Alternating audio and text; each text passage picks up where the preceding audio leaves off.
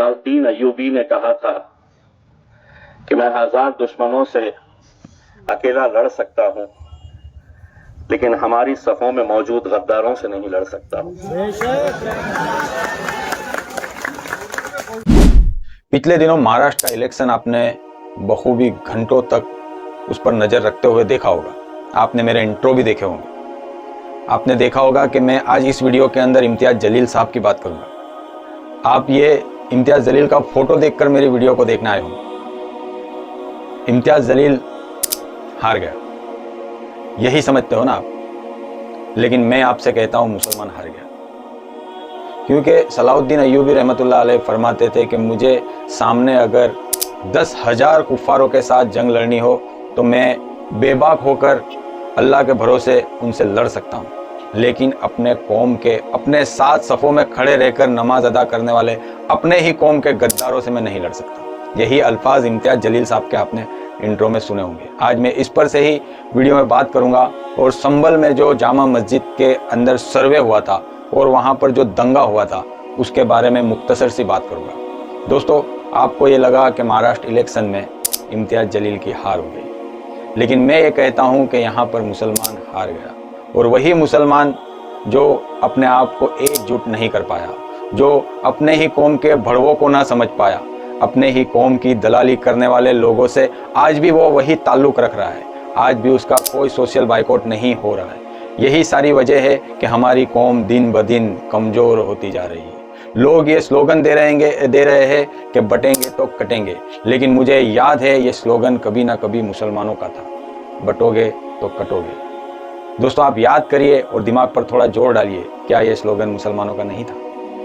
आज वही स्लोगन गैर लोग इस्तेमाल करके अपनी कौम को एक प्लेटफॉर्म पर खड़े होने के लिए पूरी तरीके से तैयार कर लिया है, लेकिन हमारी कौम के भड़वे और दलालों ने हमारी कौम का बेड़ा गर्क कर रखा है। दोस्तों, इम्तियाज जलील साहब जब इलेक्शन के अंदर खड़े हुए थे, उन्होंने रोज़ बरोज़ यही बात पर जोर दिया था कि हमारी कौम के अंदर ऐसे ऐसे गद्दार पड़े हैं जो मुसलमानों की लीडरशिप को मजबूत होने ही नहीं देना चाहते। दोस्तों, आप अगर नोट कर लो कि आप जिस पार्टी को वोट देते हो, मतलब मिसाल के तौर पर कांग्रेस हो या सपा हो या कोई भी ऐसी पार्टी जो अपने आप को सेक्युलर बताती है, 70 साल आज़ादी को हो गए, इन्होंने आपके लिए क्या किया है? ये कमेंट में मुझे ज़रूर जवाब दीजिएगा। आप ये सोचते हो कि बीजेपी को हराने के लिए हमें किसी ऐसी पार्टी को वोट देना चाहिए जो लीड कर सके। मैं आपको याद दिला दूं कि नीतीश कुमार की वो 13 सीट, एकनाथ शिंदे की 7 सीट और चंद्रबाबू नायडू की वो 16 सीट लीडरशिप के अंदर अपनी दावेदारी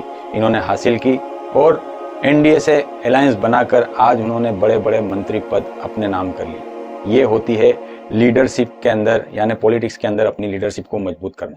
आप ये कहते हो कि 1, 2, 3 सीटों से क्या होगा, तो पिछले इलेक्शन में आपने देख ही लिया कि इन 3.5 सीट लाने वाले लोगों ने बीजेपी को अपने इशारों पर नचाया था। तो दोस्तों, ये मत सोचिए आप कि 1-2 सीट से कौम का क्या ही भला होगा। जब ये 1-2 सीट मिलकर ये 100 सीट में जब कब बदल जाएगी, आपको इसका अंदाजा नहीं। आपसे आपके मोहल्ले में टपोरी किस्म के लोग, दलाल किस्म के लोग, दिन रात झूठ बोलने वाले, दिन रात गैर कानूनी काम करने वाले आपके सामने बिक कर, आपके रेबर बनकर आपके सामने खड़े हो जाते हैं और उनके मोहल्ले और कस्बे वाले ये समझते हैं कि ये बहुत पावरफुल आदमी है और ये हमारे लिए कुछ करेगा। लेकिन दोस्तों, आप ये भूल जाते हो और आपकी मति मारी जाती है ये सोचने के लिए कि ये करोड़ों रुपए कमा कर आपका और आपकी कौम का सौदा कर रहा है।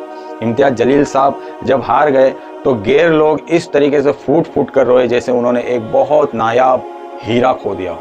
दोस्तों, आइंदा से आप ये याद रखिएगा कि अगर ऐसा इलेक्शन का माहौल आपके शहर में या राज्य के अंदर हो रहा हो तो आपको अपनी लीडरशिप, और ऐसा लगता है आपको ये सोचना चाहिए कि ऐसी लीडरशिप जो आपके काम आ सके, आपकी कौम के काम आ सके, आपके इस्लाम के खिलाफ जो अटैक हो रहे हैं उनके खिलाफ बोलने वाले ऐसे नेता जो आपके काम आ सके, उनको आप वोट दीजिए। दोस्तों, ये भड़वों और ये दलालों के चक्कर से आप बाहर आ जाइए। इम्तियाज जलील साहब महज 1777 वोट से हारे और उनके सामने जो 16 या 24 जो भी खड़े थे उनको हराने के लिए हमारी कौम के दलाल, उनके वोट की अगर आपको बात करूं तो कोई 2500, कोई 1600, कोई 600, कोई 400 ऐसे वोट लेकर इम्तियाज जलील साहब के वोट काटने में आए थे।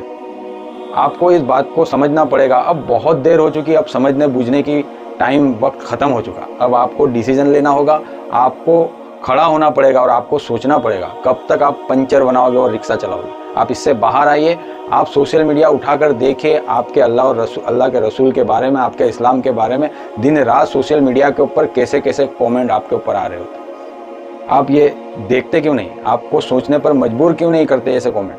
आप कब तक मुर्दा वाली ज़िंदगी जियोगे? आप कब तक गुलामी से बाहर नहीं निकलोगे? आप कब तक इन भड़वों से आपका सौदा होता रहेगा?